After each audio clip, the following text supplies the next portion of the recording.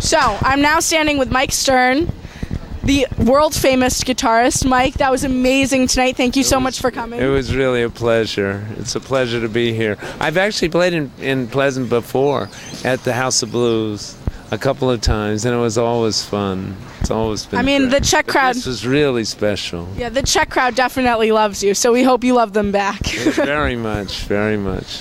So who are your biggest inspirations as a guitarist? Just a whole bunch of different people. You know, of course, I grew up listening to a lot of rock and a lot of blues players, Jimi Hendrix and Eric Clapton and the Cream, and a lot of blues players like Buddy Guy and B.B. King, and then got into jazz and more like Jim Hall and Wes Montgomery and people like that. I listened to a lot of them. A lot of people would say that you are more rock and roll. You definitely look a lot more rock and roll than a lot of jazz players I've seen. Cough, cough, dad. But how do you feel playing jazz? I love it. I think there's a lot of similarities in all kinds of music. So I didn't leave anything kind of behind. I just tried to, this is who I am, this is where I came from, kind of with different people that I love the way they play, so it kind of all kind of goes into the music that I either write or I get a chance to play. It's kind of part of my style. So how did this collaboration with the Yellow Jackets come about?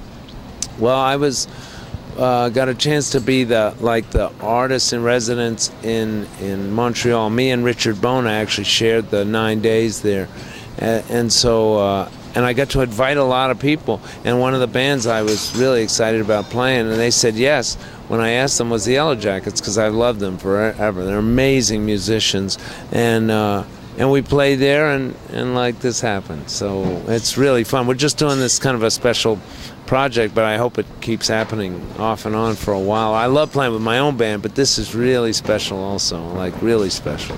No, well, we're so glad that you're doing it because it really is amazing. But so now I'm going to ask you kind of a weird question that it's basically means what's your favorite song, but in a super Czech way. So what's your super funky number one hit?